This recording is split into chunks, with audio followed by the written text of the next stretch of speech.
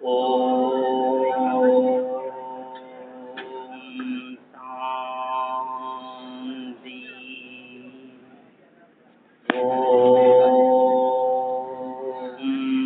சாந்தி. ஓம் சாந்தி. வளர்க ஐயாவளி, மலர்க தர்மயுகம், ஐயா துணை. அவர்கள் நினைவில் ஐயா துணையுடன் நெல்லை மாவட்ட தலைமைப்பதி சிதம்பரபுரம் ஸ்ரீமன் நாராயண சுவாமி திருக்கோவில் நரசிம்ம முருங்கை பூபதி 96வது ஆணி பெருந்தேரோட்ட திருநாள் முன்னிட்டு நமது கோவிலில் நமது ஐயா நரசிம்ம நாராயணரின் உத்தரவில் இந்த விழா சீரும் சிறப்புமாக நடந்து கொண்டிருக்கின்றது. அத்துணை பக்தர்களும் பேரருள் பெற்று பெருமகிழ்ச்சியுடன் இருப்பதை பார்க்கின்றோம். ஹரஹரா என்ற சத்தம் கல்லும் உருக்கிடுமே, சிவனே ஐயா. அன்பார்ந்த பெரியோர்களே, தாய்மார்களே, இந்த பூமியில்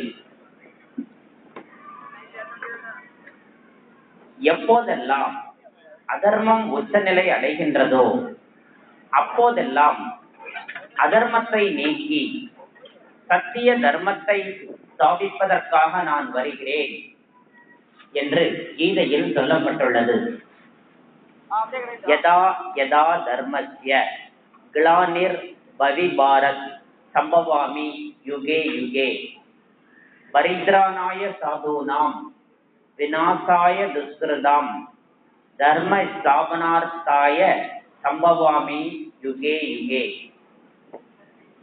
அந்த வாக்கிற்கிணங்க இந்த பூமி தர்ம யுகம் என்று சொல்லப்படும் சத்திய யுகமாக மாறும் தருணம் வந்துவிட்டது.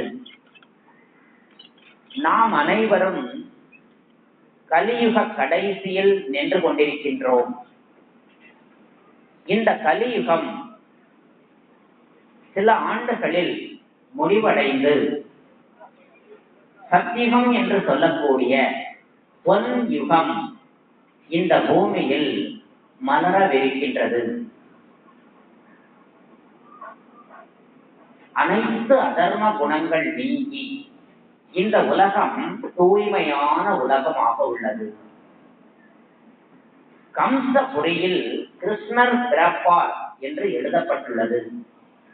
கம்சன் என்றால் அரக்கன், அரக்க குணம் கொண்டவன், ஈவு இரக்கம் இல்லாமல் கொல்வதற்கு ஆணையிடுபவன் என்று அர்த்தம். ஆக இந்த கம்சபுரி தீக்கிரையாக உள்ளது.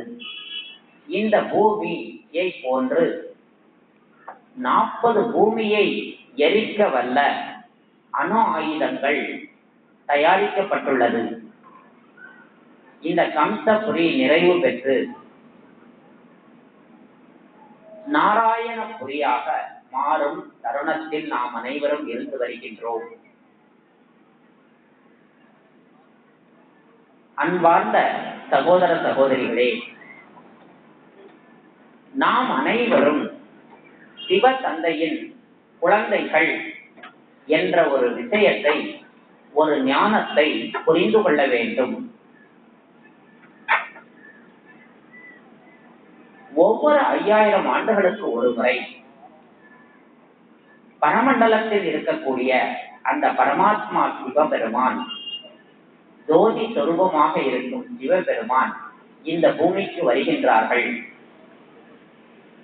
இந்த நரக உலகத்தை மாற்றி நாராயணபுரியாக, சொர்க்கபுரியாக மாற்றிவிட்டு செல்கின்றார்கள். அந்த சிவபெருமான் ஜோதியானவர் பிறப்பு இறப்பற்றவர், கர்ப்பத்தில் வராதவர், அவரை பரமாத்மா என்றும் அவரது அனைத்து குழந்தைகளும் ஜீவ ஆத்மாக்கள் என்றும், ஜீவ ஆத்மாக்கள் இந்த பூமி என்ற நாடக மேடையில் நடிக்க வருகின்றோம். நாம் அன்பார்ந்த சகோதர சகோதரிகளே, இந்த உலகில் மிக உயர்ந்த ஞானமான ஆத்ம ஞானத்தை இறைவன் முதலில் நமக்கு அருளுகின்றார். ஆத்மா என்பது உடலில் 2 புருவங்களுக்கு மத்தியில் 3 இன்ச் உள்ள தள்ளி ஆத்மா இருக்கு. அந்த ஆத்மா அந்த புருவமத்தில இருக்க போய் தான் நம்ம பொட்டு வச்சுக்கிறோம், சிந்திக்கும் போது இப்படி பண்றோம், தலைவிதின்னு சொல்றோம். இந்த எலும்பும் சதையினால் ஆன உடல் பிளஸ் ஆத்மா சேர்ந்து ஜீவ ஆத்மான்னு சொல்றோம். ஆக நாம் ஜீவ ஆத்மாக்களாகிய நாம் அந்த பிரம்ம லோகத்திலிருந்து இந்த பூமியை நோக்கி வந்துள்ளோம், விளையாட வந்துள்ளோம். வாழ்க்கை என்பது ஒரு விளையாட்டு. இந்த பூமி நமக்கு ஒரு தந்த பரிசு தான் அந்த உடம்பு. ஆத்மாவா ஜோதியா மேல இருந்து வர்றோம். இந்த பூமி தந்த பரிசு தான் அந்த உடல். இது ஒரு மண் பொம்மை. 5 தத்துவங்களினால் ஆனதுதான் இந்த உடல். இந்த உடல்ல இந்த ஆத்மா இருந்து கொண்டு கண் மூலமாக பார்க்கின்றது, காதுகள் மூலமாக கேட்கின்றது, வாய் மூலமாக பேசுகின்றது, கை கால்கள் மூலமாக காரியங்கள் செய்கின்றது. அன்பார்ந்த சகோதரர்களே சகோதரிகளே, நாம் ஜீவ ஆத்மா, நாம் ஆத்மா என்ற ஒரு நினைவு நாம் அழிவற்றவர்கள் என்று புரிய வைக்கும். ஆத்மாவானது நீரில் கரையாது, நெருப்பில் எரியாது, வாளால் வெட்ட முடியாது. ஆக ஆத்மா நித்தியமானது, சத்தியமானது, சைதன்யமானது, அன்பு சொரூபமானது, ஆனந்த சொரூபமானது, சக்தி சொரூபமானது. இந்த ஆத்மாவை நாம் மறந்து தேக உணர்வில் வந்ததால் தான் தேக தர்மம் என்று சொல்லக்கூடிய காமம், கோபம், பேராசை, பற்று, அகங்காரம், சோம்பேறித்தனம் இவ்வாறான அசுர குணங்கள் நமது கலாச்சாரமாக, நமது பழக்கமாக மாறிவிட்டது. அந்த 5 அசுர குணங்கள் மேற்கொண்டதன் விளைவாக நாம் ஏராளமான பாவங்களை இந்த பூமியில் செய்துவிட்டோம். இன்றைய பூமி பாவங்கள் நிறைந்த பூமி ஆகிவிட்டது. பாவத்தின் விளைவுதான் நோய்கள், எதிர்பாராத இழப்புகள், கஷ்டங்கள், நஷ்டங்கள், பல்வேறு விதமான இன்னல்கள் இந்த பூமியில் மலிந்திருப்பதன் காரணம் நாம் செய்த பாவங்கள் தான். காமத்தினால், கோபத்தினால், பேராசையினால், பற்றினால், அகங்காரத்தினால் ஒருவருக்கொருவர் துக்கத்தை தந்துவிட்டோம், துன்பத்தை தந்துவிட்டோம். அந்த சொல்வார்கள், வினை விதைத்தவன் வினை அறுப்பான், திணை விதைத்தவன் திணை அறுப்பான் என்று. நாம் அனைவரும் அறியாமையின் காரணமாக பிறருக்கு நாம் செய்த தீமைகள் வினை பதிவுகளாகிவிட்டது, கர்ம கணக்குகளாகிவிட்டது. நாம் செய்யும் ஒவ்வொரு செயலும் நமது ஆத்மாவில் பதிவாகும் என்ற ஒரு உண்மையை புரிந்து கொள்ள வேண்டும். இந்த ஆத்மாவிற்குள் மனம், புத்தி, சம்ஸ்காரம் என்ற 3 சூட்சும சக்திகள் உண்டு. மனம் என்பது எண்ணங்கள் கடல் அலைகள் போல இடைவிடாது உற்பத்தி ஆகிக்கொண்டே இருக்கும். இரவு பகல் பாராமல் மனதில் எண்ணங்கள் உற்பத்தி செய்வதுதான் மனதின் இயல்பாகும். புத்தியின் இயல்பு என்னவென்றால், இந்த எண்ணம் நல்லதா கெட்டதா, காரியம் செய்யலாமா வேண்டாமா என்று சொல்லித் தருவதுதான் புத்தியின் வேலையாகும்.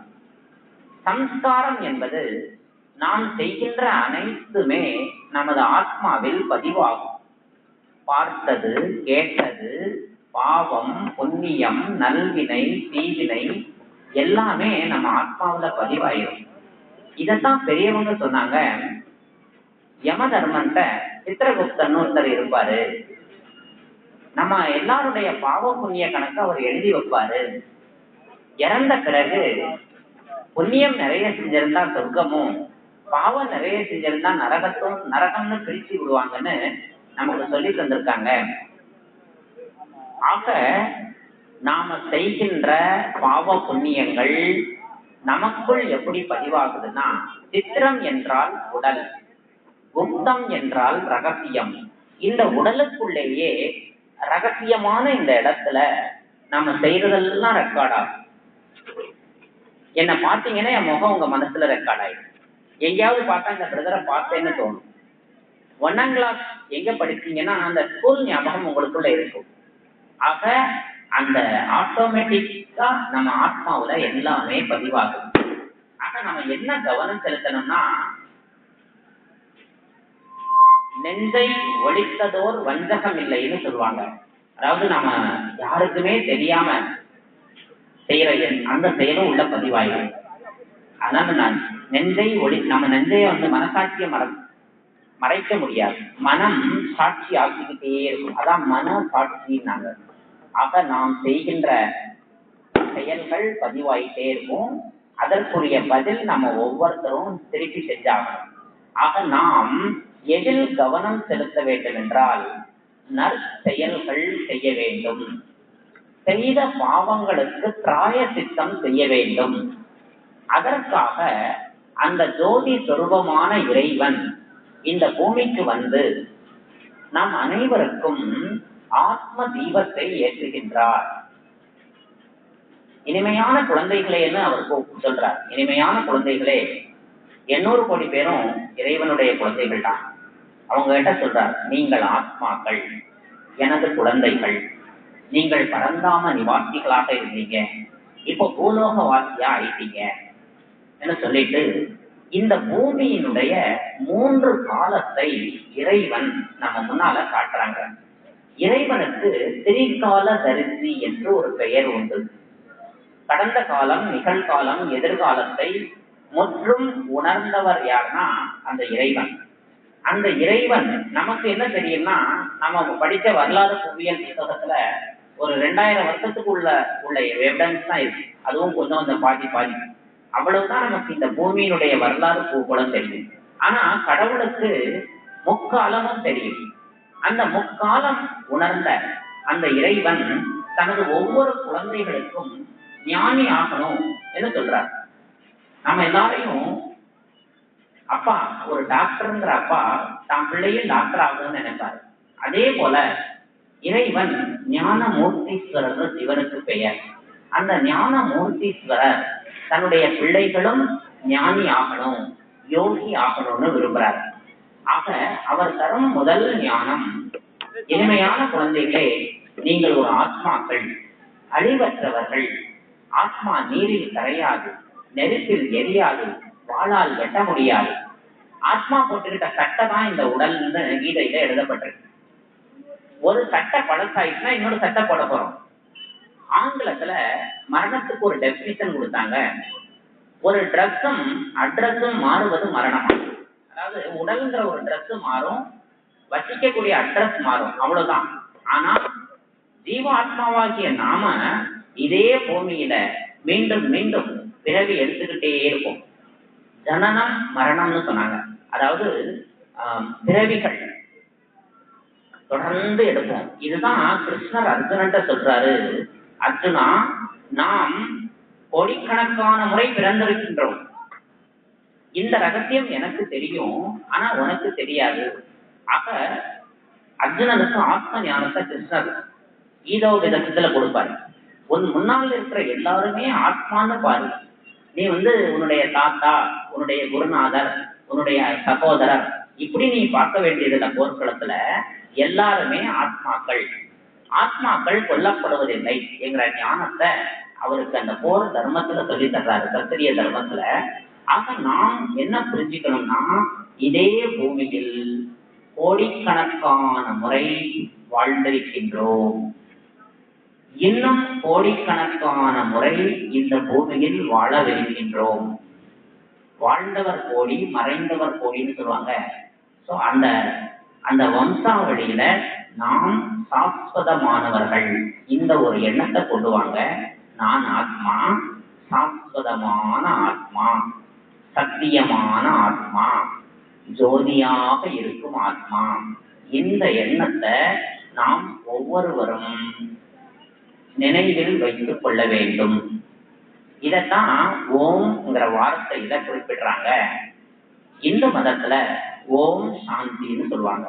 ஓம் என்றால் ஆத்மா, சாந்தி என்றால் ஆத்மாவின் தர்மம் சாந்தி. ஓம் சக்தி என்றால் ஆத்மா சக்தியானதுன்னு அர்த்தம். ஓம் நம சிவாயா அப்படின்னு சொன்னா சிவனாகிய உங்களை ஆத்மாவாகிய நான் வணங்குகின்றேன் என்று பொருள். ஓம் நமோ நாராயணா என்று சொன்னால் நாராயணனாகிய உங்களை ஆத்மாவாகிய நான் வணங்குகின்றேன் என்று அர்த்தம். ஆக வழிபாட்டு முறைகள் அத்தனையிலும் ஆத்மாவை முன்னிறுத்தித்தான் வழிபட வேண்டும். நம்முடைய இந்து மத கோவில்களில் ஒரு பலிபீடம் வச்சிருப்பாங்க, கவனிச்சு பாருங்க. அந்த கோயிலுக்கு பெயர் ஆலயம்னா ஆன்மா லயிக்கக்கூடிய இடம் ஆலயம். ஆன்மா இறைவனோடு லயம் சேர வேண்டும், இணைய வேண்டும். இதுதான் ஆலயம்னு பேர். அந்த ஆலயத்துக்கு நுழையும் பொழுது அந்த பலிபீடத்துல நம்முடைய உடல் உணர்வுகளை கலட்டி போடணும். ஆத்மாவா தான் கடவுள் பக்கத்துல போகணும். அதைத்தான் நம்ம என்ன ஃபாலோ பண்றோம்னா, இந்த சட்டையை கலட்டி போடுவோம். நம்ம கோவில் சாமிக்கு முன்னால போகும்போது சட்டையை கலத்துவோம். அதாவது அதனுடைய அர்த்தம் என்னன்னா, உடல் என்ற சட்டையை கலத்திவிட்டு ஆத்மாவாக ஆண்டவன் அருகில் செல்லுங்கள்னு அர்த்தம். ஆக நாம் வழிபாட்டு இறை வழிபாட்டில் முதலாக தெரிந்து கொள்ள வேண்டிய விஷயம், நான் ஆத்மா, தூய்மையான ஒளி, ஜோதி. நான் இந்த உடல் அல்ல. நான் ஆத்மாவாகிய நான் இறைவன் அருகில் செல்கின்றேன். இந்த உணர்வுல தான் நாம வழிபாட்டை துவங்க வேண்டும். அடுத்தல, ஏன்னா உடல் உணர்வு இருந்தா கடவுளுடைய உணர்வோட ஒன்ற முடியாது. ஆக நாம் ஒவ்வொருவருமே ஆத்மா என்று புரிந்து கொள்ள வேண்டும். நம் அனைவரின் தந்தையாக இறைவன் இருக்கின்றார். நம்ம எல்லாருக்குமே ரெண்டு அப்பாங்கிறத புரிஞ்சுக்கணும். அதாவது உடலுக்கு ஒரு அப்பா, உயிருக்கு ஒரு அப்பா. உடலுக்கு வெவ்வேறு அப்பா, ஒவ்வொருத்தருக்கும் ஒவ்வொரு அப்பா இருக்கு. ஆனா எல்லா ஆத்மாக்களுக்கும் சேர்த்து ஒரு அப்பா இருக்காங்க. இதத்தான் ஒரு பாட்டுல எழுதி வச்சாங்க. பிள்ளைக்கு தந்தை ஒருவன், நம் எல்லோருக்கும் தந்தை இறைவன் சொன்னாங்க. ஆக ஒரு பிள்ளைன்னா ஒரு அப்பா இருப்பாங்க. நம்ம எல்லோருக்கும் அப்பா இறைவன். அதாவது உடலோட அப்பா உடல் மாதிரி இருப்பாங்க, கண்ணு மூக்கு கை கால்லாம் இருக்கும். ஆத்மா ஒளி, அதோட அப்பா ஒளியாக பிரம்மலோகத்துல இருக்காங்க. அவருடைய நினைவாக கட்டப்பட்டதுதான் சிவன் கோவில்கள். நம்ம சாமி கும்பிடும் போது எப்படி கும்பிடுறோம்னா, கடவுளே, பகவானே, ஆண்டவா, ஈஸ்வரா இப்படிதான் கும்பிடுறோம். ஆனா அப்பான்னு சொல்லி கும்பிடுறதுதான் மிக சிறந்த வழிபாடு. அதுதான் இந்த கோயில் ஐயான்னு சொல்றீங்க, ரொம்ப அற்புதமான வார்த்தை. இறைவன் நமது அப்பாவானவர். அப்பான்னு சொல்லும் போது உறவு வரும், நெருக்கம் வரும், சம்பந்தம் வரும். அந்த அப்பாவுடைய ஆஸ்தி ஒவ்வொரு குழந்தைகளுக்கும் பிறப்புரிமையா கிடைக்கும். அதாவது பெர்த் ரைட்னு சொல்லுவோம். ஆக இறைவன் எப்படிப்பட்டவர் என்றால், ஞானாமிர்த கடல், ஆனந்த கடல், சாந்தி கடல், அன்பு கடல், வழிகாட்டி விடுதலை அளிப்பவர், பிரம்மா விஷ்ணு சங்கரை படைப்பவர், நரனில் இருந்து நாராயணன் ஆக்குபவர், பாரஸ்நாதர், அமரநாதர், முக்தி ஜீவன் முக்தி வழங்குபவர், பிறப்பு இறப்பற்றவர், பிரம்மலோகத்தில் வசிப்பவர், பதீத்த பாவனர். இவ்வாறு அழிவற்ற அந்த இறைவனுடைய திவ்ய குணங்கள் ஏராளமான அந்த திவ்ய சக்திகள் கொண்டவர் தான் இறைவன். அவர் நமது அப்பா, ஆத்மாவுடைய அப்பா, அந்த பரஞ்சோதியாக இருக்கின்றார், அருட்பெரும் ஜோதியாக இருக்கின்றார். நாம் அவரை அப்பா என்று அழைப்பதுதான், அதாவது ஐயா என்று அழைப்பதுதான் சால சிறந்த வார்த்தையாகும். அன்பார்ந்த இறைவனின் குழந்தைகளாக திகழும் நீங்கள் அனைவரும் இந்த பூமியில் தேவர்களாக மாறக்கூடிய தருணம் வந்துவிட்டது என்பதை கடவுள் சொல்கின்றார். ஒரு பாட்டு உண்டுங்க, 33 தேவர்களே போற்றின்னு சொல்லுவாங்க. ஒன்றே குலம் ஒருவனே இறைவன் சொல்லுவாங்க. இறைவன் என்பவர் ஒருவர் தான், அந்த ஜோதி சொரூபமானவர். தேவர்கள் 33 கோடி பேர்கள். அதனாலதான் எந்த நம்ம வீடுகளில் கிரக பிரவேசம், புண்ணியாவதனம், திருமணம் எல்லா காரியங்களையும் அந்த மந்திரம் ஓதும் போது பாத்தீங்கன்னா 33 கோடி தேவர்களையும் ஆவாகனம் பண்ணி அங்க வரவழைச்சு அவங்க முன்னாலதான் இந்த விழாக்கள் நடத்துறது வழக்கம். ஆக தேவர்களின் எண்ணிக்கை 33 கோடி பேர்கள். அந்த 33 கோடி பேர்களும் ஏதோ ஒரு மேல் உலகத்தை சேர்ந்தவர்கள் அல்ல என்கிறத கடவுள் சொல்றார். இதே பூமியில் சத்தியுகம், திரேதாயுகம் என்ற 2 யுகங்கள் தேவர்களின் காலம். துவாபர யுகம், கலியுகம் என்பது மனிதர்களின் காலம். ஆக மொத்தம் 4 யுகங்கள் பற்றிய வரலாற்றை சிவபெருமான் சொல்லி தர்றாங்க. இந்த பூமியின் கால அளவு 5000 வருஷத்தை சொல்லி தர்றாங்க.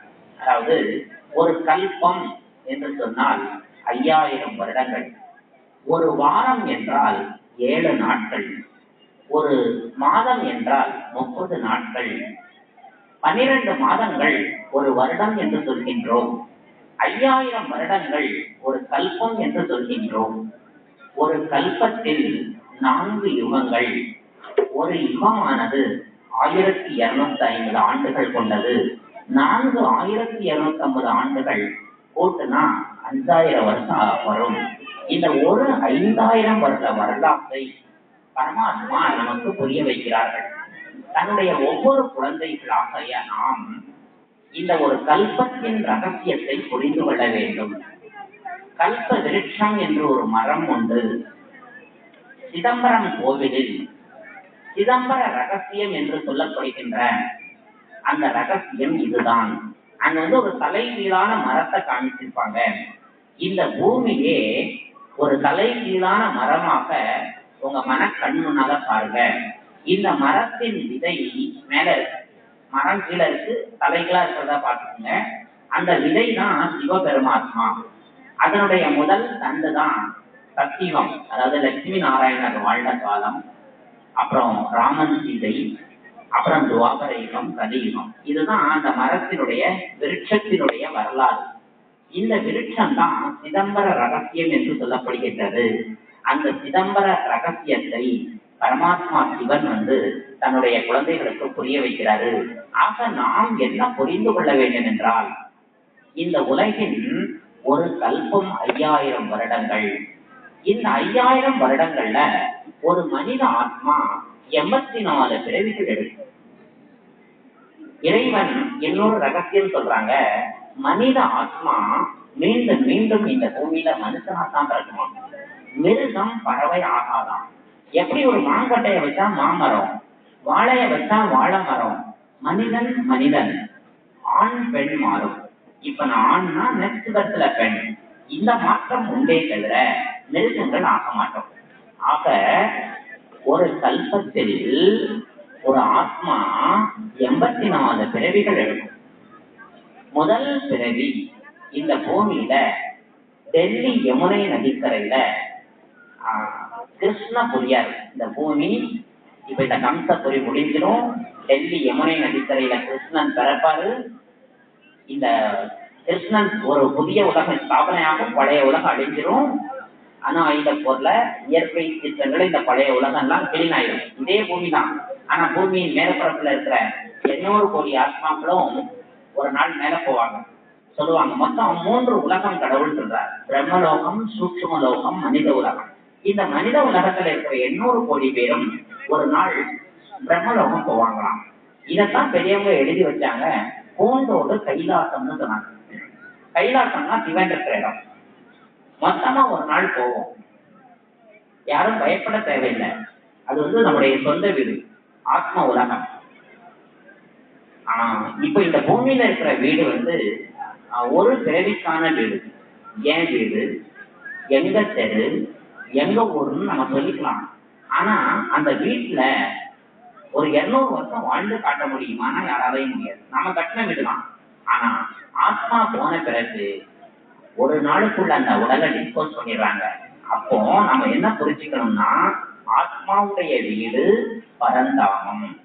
ஆக அந்த சொந்த வீட்டுக்கு 5000 வருடங்களுக்கு ஒரு முறை நம்ம மேல போவோம். அந்த இறைவன் என்ன சொல்றாங்கன்னா, அங்க மேல போன பிறகு அங்கேயும் நம்ம பெர்மனண்டா இருக்க மாட்டோம். மீண்டும் இந்த பூமியை நோக்கி வருவோம். அதாவது இக்கரைக்கு அக்கறை பற்றின்னு சொல்லுவாங்க. இங்க இருக்கும்போது அங்க போக தோணும், அங்க இருக்கும்போது இங்க வர தோணும்.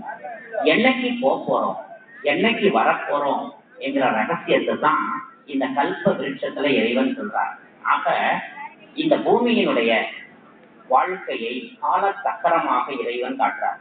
உங்க கண் முன்னால ஒரு கடிகாரத்தை உருவகமா பாருங்க. அந்த கடிகாரம், வீட்டுல இருக்கிற கடிகாரம் ஒரு முறை சுத்தினா 12 மணி நேரம். ஆனா இந்த பூமியினுடைய கால கடிகாரம் ஒரு முறை சுத்தினா 5000 வருஷம். இந்த 5000 வருஷத்துல 2500 வருடம் இந்த பூமி சொர்க்கமா இருக்கும்.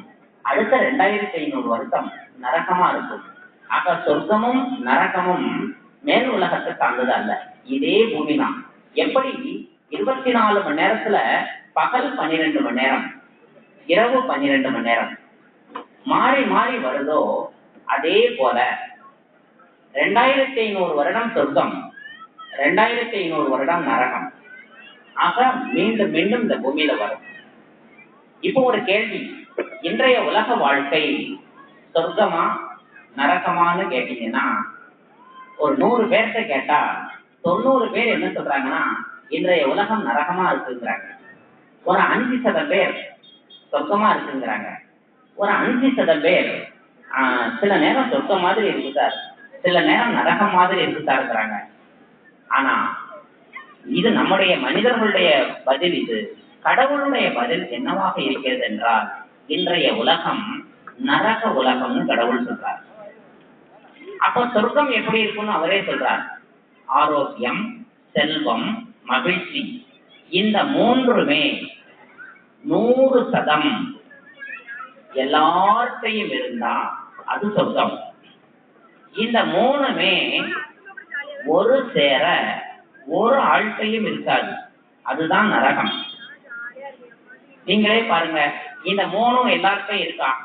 ஆரோக்கியம் 100% அப்படின்னா என்ன தெரியுமா? பிறந்ததுல இருந்து இறக்கின்ற வரை எந்த நோயுமே உடல்லையும் மனசுலையும் வரலன்னா அது 100% ஆரோக்கியம்னு அர்த்தம். ஆனா இன்னைக்கு குழந்தை பிறந்து கையில தரும்போதே டாக்டர் 2 ஊசியை குத்தி தான் தர்றாரு. ஒரு பிசிஜி, ஒரு டெட்டனஸ் போட்டு கையில குழந்தைய ஒப்படைக்கிறாங்க. அப்போ இந்த உலகம் நோய் சூழ்ந்த உலகமா இருக்கு. அப்போ ஆரோக்கியம் ஃபெயில் ஆயிடுச்சு. அடுத்தல மகிழ்ச்சின்னு பாத்தீங்கன்னா, பிறந்தது முதல் இறக்கின்ற வரை நம்முடைய முகம் மலர்ந்த முகமா இருக்கும், பிடித்த முகமா இருக்கும், புன்னகை புரிந்த முகமா இருக்கும். ஏன்னா ஆத்மா ஆனந்த சொர்க்கமானது. ஆனா நம்ம ஏன் ஆனந்த சொர்க்கமான மகிழ்ச்சி மிகப்பெரிய தானி, புத்தியை போன்ற ஒரு தானி கிடையாது. ஆக நாம் ஆனந்தமாக இருக்க வேண்டும். நோயற்ற வாழ்க்கைக்கு அடிப்படை என்னன்னா மகிழ்ச்சி. மகிழ்ச்சியை போன்ற மாமருந்து வேறொன்றும் இல்லை. இதெல்லாம் நம்ம படிச்சிருக்கிறோம். ஆனா இனிமேல் நம்ம கடைபிடிக்கணும். நம் மனதை நாம் மகிழ்ச்சியாக வைத்துக் கொள்ள வேண்டும். அந்த ஆனந்தம் ஆரோக்கியம் தரும். ஆக எல்லார் கழுத்திலையும் புன்னகை இருக்கு, ஆனா புன்னகை காணாம போயிட்டு. காரணம், உள்ள இருக்கிற அந்த பாவமும் தீய குணங்களும் தான் மனித முகத்தை ஒட்டாக்கி விட்டது. இறைவன் சொல்கிறார், நீங்கள் மலர் போன்ற முகமுடையவர்களாக மாற வேண்டும், இனிமையானவர்களாக மாற வேண்டும், அன்பானவர்களாக மாற வேண்டும்.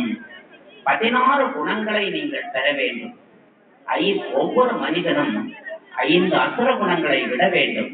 16 நல்ல குணங்களை பெற வேண்டும். அந்த 16 குணம் இருப்பவர்களால் தான் இந்த நாராயணன் பிறக்கும் பொழுது அந்த பூமியில் வாழ முடியும். ஆக வழிபாடு என்பது என்னவென்றால், ஏதோ கை கூப்பிட்டு ஒரு நிமிஷம் வழிபட்டோம் அப்படி இல்லை. நம்முடைய வாழ்க்கையே ஒரு வழிபாடாக இருக்க வேண்டும். நாம் நாராயணனை பின்பற்றுபவர்களாக வேண்டும். நாராயணனுடைய நசா என்று ஒன்று உள்ளது. நசா என்றால் குஷி, சந்தோஷம், ஆனந்தம்.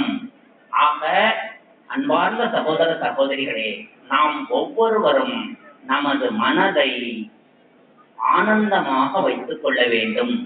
குஷி, சந்தோஷமா இருக்கணும். வள்ளுவர் சொல்வாரு, இடுக்கண் வருங்கால் நகுக அதனை அடுத்தோர்வது அக்கப்பது இல்லைன்னு சொல்வார். துன்பம் வரும்போது சிரிங்க, அந்த சிரிப்பே அந்த துன்பத்தை தள்ளி விட்டுருன்னு சொல்வார். ஆக நாம் ஒவ்வொருவரும் மகிழ்ச்சியானவராக இருக்க வேண்டும், ஆனந்த சுரூபமாக இருக்க வேண்டும். இந்த அடிப்படை பண்பு இருந்தால்தான் அந்த நாராயணபுரியில் நாம் பிறக்க முடியும். ஆக இன்று முதல் நாம் என்ன கடைபிடிக்க வேண்டும் என்றால், மகிழ்ச்சியாக இருக்கும் ஒரு நல்ல குணம், முகமலர்ச்சி என்ற மலர்ந்த முகமா இருக்கணும், சிரித்த முகமா இருக்கணும். நம்முடைய பேச்சு இனிமையான தேன் போன்று இருக்க வேண்டும். சத்தியமாக பேச வேண்டும், மெதுவாக பேச வேண்டும், குறைவாக பேச வேண்டும். இந்த லட்சணங்கள் நம்முடைய குணங்களாக வேண்டும். நாம் ஒவ்வொருவரும் நற்குணவானாக வேண்டும். குணவானாக இருந்தால் கனவானாக மாறிவிடுவோம். ஆக நாராயணபுரிங்கிறது சாதாரண விஷயம். சொர்க்கம்ங்கிறது தங்க மாளிகைகள் அங்க இருக்கும். நாராயணனுடைய காலம் இந்த மேற்கு தொடர்ச்சி மலையெல்லாம் இப்ப வர்ற விநாசத்துல பூமிக்கு அடியில போயிடும். பூமியில இருக்கிற தங்க மலை மேல வந்துடும். ஆக தங்கத்தை வெட்டி தான் நம்ம வீடு கட்டுவோம். நம்முடைய அடுத்த யுகத்துல, அடுத்த தர்ம யுகத்துல நம்முடைய ஒவ்வொரு வீடும் தங்க வீடாக இருக்கும். அங்க நவரத்ன கற்கள் பதிக்கப்பட்டிருக்கும் வீட்டுல. அந்த நவரத்ன ஒரு சின்ன பல்பு போட்டாலே வீடு வசந்த மாளிகை மாதிரி மின்னும். அத்தகைய தங்க வீட்டுலதான் நம்ம வசிக்க போறோம். இது வெறும் கதை கிடையாது, இது சத்திய நாராயணன் கதை. இந்த பூமியில நடக்க போகின்ற ஒரு கதையைத்தான் நாங்க உங்ககிட்ட சொல்லிட்டு இருக்கிறோம். சத்திய நாராயண உலகத்துல நாம அந்த சத்தியத்துல ஒரு பிறவி 150 வருஷம் இருப்பாங்க. நாராயணனுடைய வாழ்க்கை வரலாற்றுல மொத்தம் 8 நாராயணர்கள் இந்த பூமியில ஆட்சி செய்வாங்க. வம்சாவளி ஆட்சின்னு சொல்லுவாங்க. முழு உலகத்திலையும் ஒருத்தர் தான் ராஜா. அதாவது நாராயணனுடைய பெருமை என்னன்னா, விஸ்வ மகாராஜன் ஸ்ரீ நாராயணன், விஸ்வ மகாராணி ஸ்ரீலட்சுமி. வேற யாரையுமே முழு உலகின் ராஜான்னு சொல்ல முடியாது. ஒரு பகுதிக்குன்னா துவாபர யுக ராஜாக்கள்லாம் ஒவ்வொரு பகுதி, இந்தியாவுக்கு ஒரு ராஜா, ஆப்கானிஸ்தானுக்கு ஒரு ராஜா, எகிப்துக்கு ஒரு ராஜா, இப்படிதான் இருப்பாங்க. ஆனா இந்த முழு பாரதத்திற்கும் ஒரே ஒரு பேரரசர் அப்படி சொன்னா அது ஸ்ரீ நாராயணன் தான். ஆக முழு உலகின் சக்கரவர்த்தி தான் ஸ்ரீ நாராயணர். அந்த நாராயணர் வாழும் காலத்துல இந்த பூமியில ஜனத்தொகை மிக கம்மியா இருக்கு. ஒரு 3 லட்சம் தான் பரந்தாமத்துல இருந்து இந்த பூமியில இறங்கக்கூடிய ஆத்மாக்கள். அந்த சக்திகத்துல 3 லட்சம் பேர் தான் இருப்பாங்க. ஒவ்வொருத்தருக்கும் பெரிய அரண்மனை போன்ற வீடுகள் இருக்கும். வீட்டுக்கு பக்கத்துல புஷ்பக விமானங்கள் இருக்கும். புஷ்பக விமானம்ங்கிறது அணுசக்தியில இயங்கக்கூடியது. அந்த புஷ்பக விமானம் வீட்டுக்கு முன்னால குடும்பத்தோட பயணிக்கின்ற ஒரு விமானம் இருக்கும். குழந்தைகள் பயன்படுத்துற ஒரு விமானம் இருக்கும். 8 வயசு குழந்தை கூட இந்த தர்ம யுகத்துல விமானம் ஓட்டும். ஆனா விமானம் விபத்து ஆகாது. ஏன்னா சத்தியத்துல அகால மரணம் கிடையாது. யாருமே குறைந்த வயசுல இறக்க மாட்டாங்க.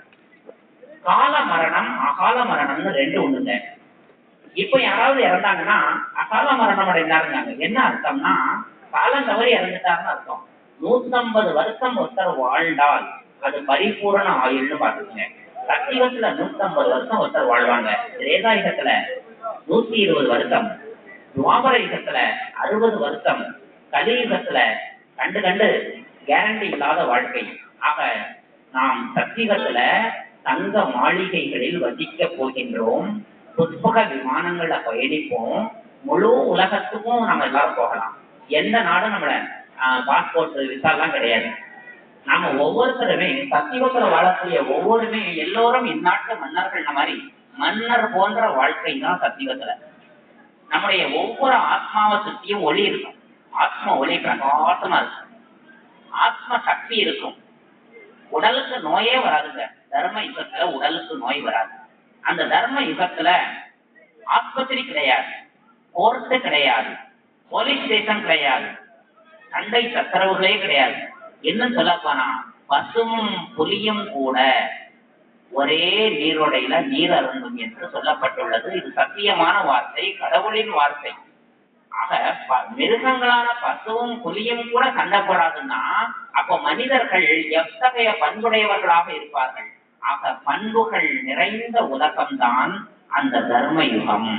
அந்த தர்ம யுகம் வெகு விரைவில் இந்த பூமியில் வரப்போவது சத்தியம். ஆக நாம் அந்த தர்ம யுகத்திற்கு செல்ல வேண்டும். இங்கு அழகாக ஒரு சித்திரம் வைத்துள்ளார்கள். பார்க்கடலில் பள்ளி கொண்ட நாராயணர். அதை நீங்க கவனிச்சு பாருங்க. இது நாம் ஒவ்வொருவருமே கடைபிடிக்க வேண்டிய ஒரு செய்தி. அந்த அந்த நாராயணத்தை, அதாவது 5 தல பாம்பே படுக்கையாகவும் உடையாகவும் இருக்கின்றது.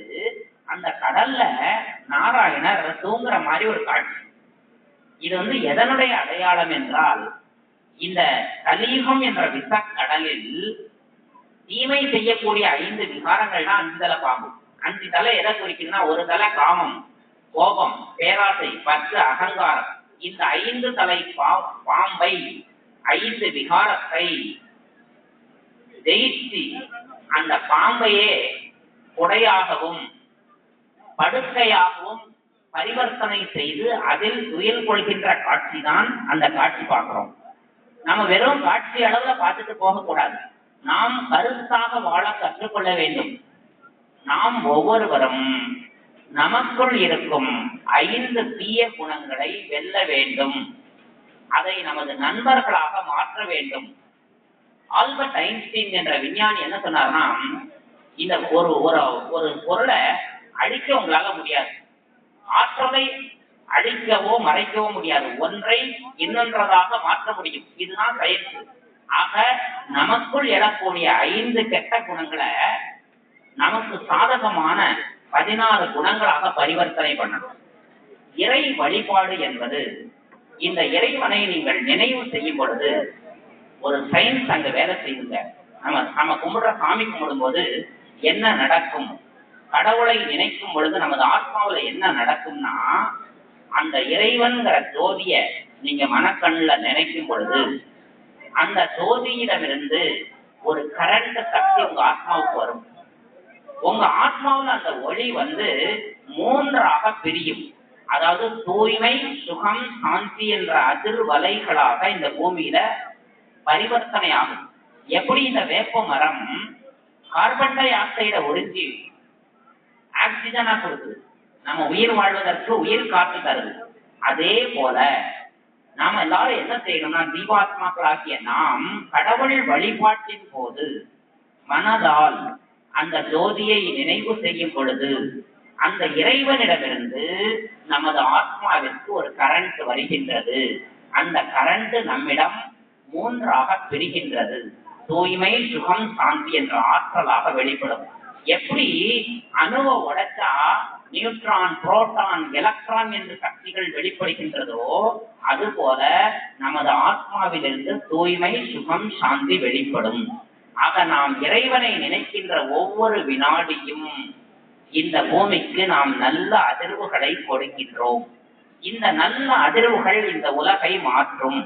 இந்த அசுத்த உலகம் மாறணும்னா, அசுத்த தண்ணிய நீக்கணும்னா நல்ல தண்ணியால தான் நீக்கணும். ஆக இந்த அசுத்த உலகத்தை நல்ல எண்ண அதிர்வுகளால் தூய்மையாக்க வேண்டும். இந்த பூமியில துக்கத்தை நீக்கணும், சுகம், சாந்திய நிரப்பணும். யார் செய்வாங்க? கடவுளுடைய பிள்ளைகளாகிய நாம தான் செய்யணும். தேவ ஆத்மாக்களாகிய நாம தான் செய்யணும். இந்த 800 கோடி ஆத்மாக்களுக்கும் அஸ்திவாரமானவர்கள் யார் என்றால், அந்த ஜோதியான இறைவனுடைய குழந்தையாகிய இந்த தேவ குலத்தை சேர்ந்தவர்கள் தான்.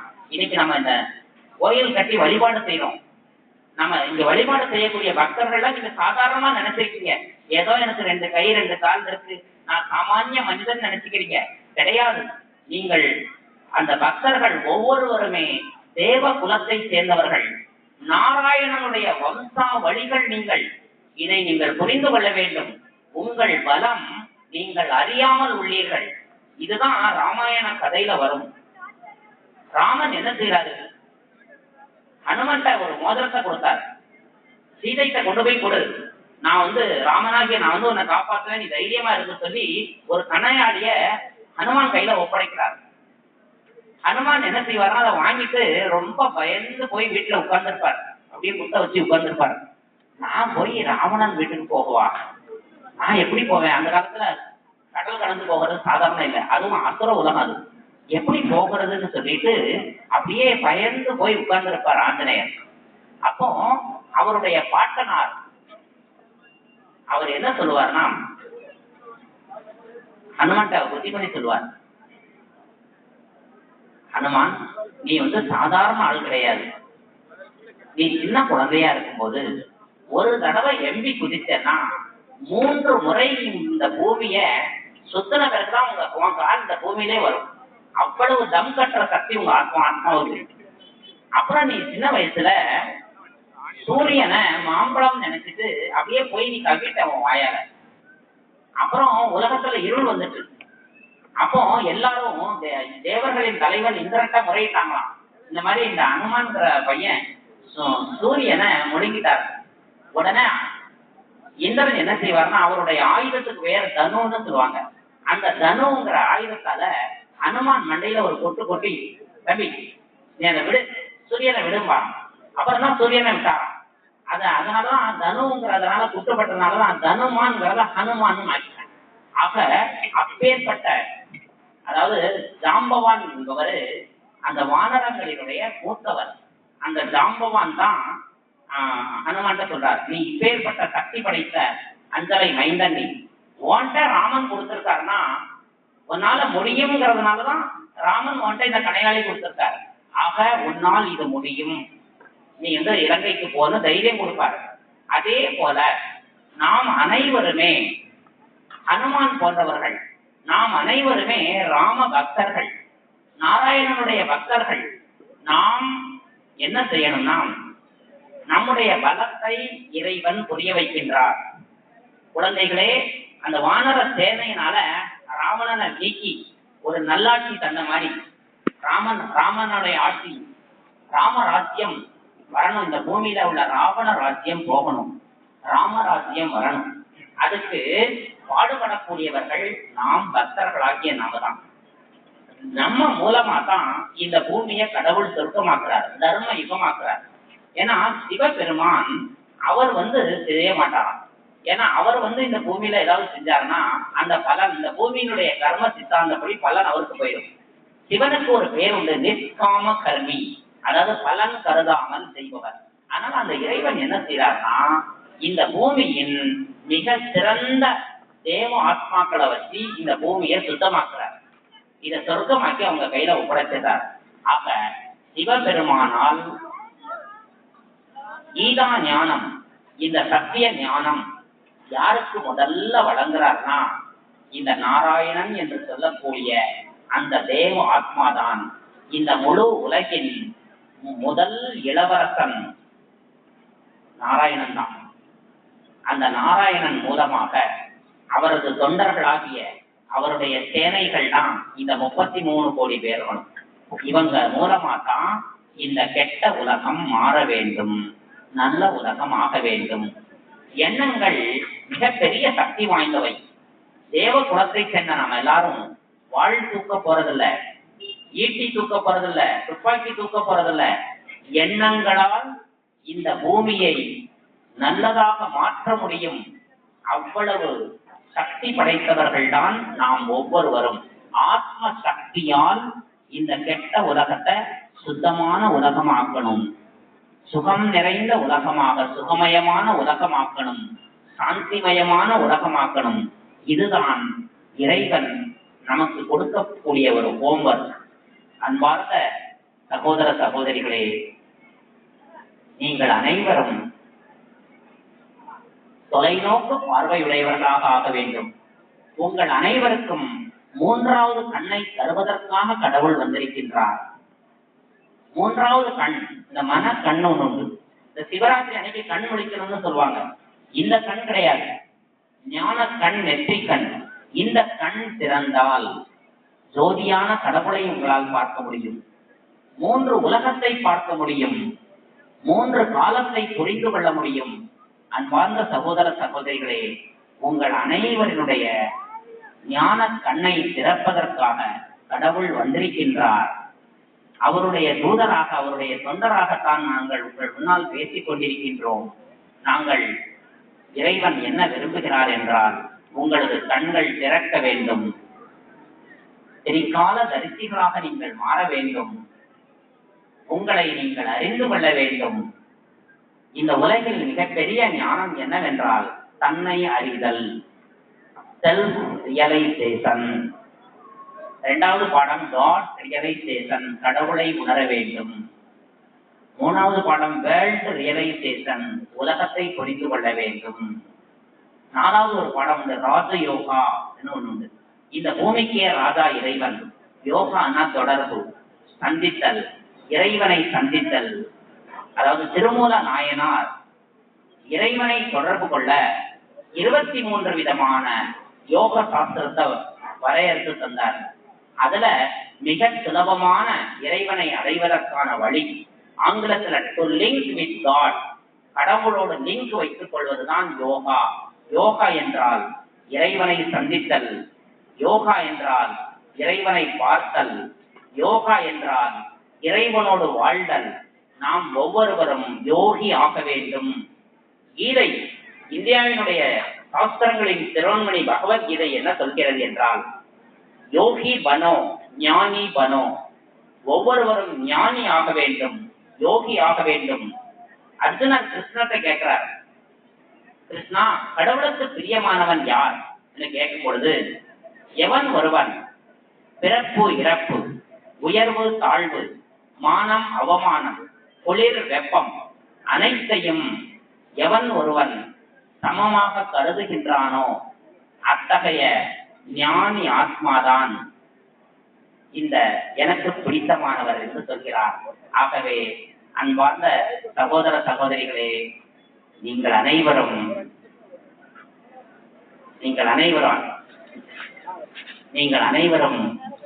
இறைவனுடைய ஞானம் பெற வேண்டும், இறைவனுடைய யோகம் செய்ய வேண்டும், இறைவனை உங்கள் உள்ளம் என்ற கோவிலில் அமர்த்த வேண்டும். நாம ஏன் பொட்டு வச்சுக்கிறோம்னா, பொட்டு வச்சுக்கிறதுக்கே இந்து மதத்துல ஒரு விதி இருக்கு. இறைவா, அப்பா, இந்த இடத்துல உட்காருங்க, என் கூட வாங்க சொல்லி வைக்கணும். சாமி கும்பிட்டா பக்தி யோகம், அந்த சாமிய உள்ளத்துல வச்சா கர்ம யோகம் என்று பெயர். கர்ம யோகி தான் கடவுளுக்கு பிரியமானவர்னு கீதையில போட்டிருக்கு. நாம் செய்யும் ஒவ்வொரு காரியத்திலும் இறைவனோடு இணைந்து செய்ய வேண்டும். இந்த பயிற்சி இந்த கலியுக கடைசியில ஆக சிறந்த பயிற்சி என்னன்னா, கடவுளோடு இணைந்திருத்தல். ஒரு வினாடி கூட, அதாவது சொல்லுவாங்க, இமை பொழுதும் என் நெஞ்சில் நீங்காதான் தாழ் வாழ்க என்று மாணிக்க வாசகர் சொல்வார். இமைக்கின்ற பொழுது கூட என் நெஞ்சத்துல விட்டு இறைவா நீங்கள் அகலக்கூடாது. ஆக இறைவன் ஜோதியான அந்த இறைவனை நம்ம புருவ மத்தியில உட்கார சொல்லணும். பொதுவா நாங்க ஒரு பிரம்மகுமாரிகள் இயக்கத்துல ஒரு தியானம் என்ன பண்ணுவோம்னா, காலையில எந்திரிச்ச உடனே ஒரு 5 வார்த்தை கடவுள்கிட்ட பேசுறது வழக்கம். அப்பா, எங்க வீட்டுக்கு வாங்க. ஒரு குழந்தை கூப்பிட்டா கடவுள் வருவார். என்ன பாருங்கன்னு சொல்லுவோம். கடவுள் பார்த்தா சக்தி வரும். அதான் இந்து மதத்துல தரிசனம்னு வச்சாங்க. இறைவனை பார்க்க சொல்லணும். என்னை சுத்தமாக்குங்கப்பா, எனக்கு தேவையான சக்தியை நிரப்புங்கப்பா, என் கூடவே இன்னைக்கு இருங்கப்பா என்று நீங்கள் இறைவனிடம் பேசி பாருங்கள். அந்த நாள் நிறை குடமாக இருக்கும். இறை அருள் நிரம்பும். கடவுள்கிட்ட பேச பேச நட்பு வரும், உறவு வரும். நாரதர் நாராயணன் சதா காலம் நாராயணன்னு சொல்லிட்டே பேசிட்டே இருந்தார். சோ தலை சிறந்த பக்தனாரார். மீரா கிருஷ்ணன்ட்ட பேசிட்டே இருந்தாங்க. இந்தியாவிலேயே பக்தர்களில் தலை சிறந்தவர்கள் நாரதரும் மீராவும் தான். சோ நாமும் இறைவனை புருவ மத்தியில் அமர்த்தி அந்த ஜோதியை அமர்த்தி அவரோடு அன்போடு பேசக்கூடியவர்களாக மாற வேண்டும். அன்பு சொரூபமானவர்களாக ஆக வேண்டும். நமது இந்த முழு உலகத்திலும் நமது அன்பு பரவ வேண்டும், அறம் பரவ வேண்டும். தர்மம் என்ற வார்த்தை தானும் சுகமாக இருந்து அனைவரையும் சுகமாக வைத்திருப்பதற்கு பெயர்தான் தர்மம். பாவம் என்ற கல்லறைக்கு பல வழி என்றும் தர்ம தேவன் கோவிலுக்கு ஒரு வழி. ஆக நாம் ஒரு மனதோடு இறைவனை வள்ளலார் சொல்வார், ஒரு மனதுடன் உனது திருவடி நினைக்கின்ற உத்தமர் தம் உறவு வேண்டும் சொல்றார். ஆக நாம் ஒரே மனதோடு அந்த ஜோதியான இறைவனை நினைத்து அன்பானவர்களாக பண்பானவர்களாக குணவான்களாக மாறி அடுத்த பிறவியில் தேவர்களாக பிறக்க வேண்டும். பிறப்பீர்கள் அந்த நாராயணபுரியில் அவரது ராஜ்யத்தில் நாம் ஒவ்வொருவரும் பிறக்க வேண்டும் என்ற சுப சங்கல்பம் செய்து கொள்கின்றோம். இப்பொழுது ஒரு நிமிடம் இறை தியானம் செய்து இந்த நிகழ்ச்சியை நிறைவு செய்கின்றோம். ஓம் சாந்தி. ஓம் சாந்தி.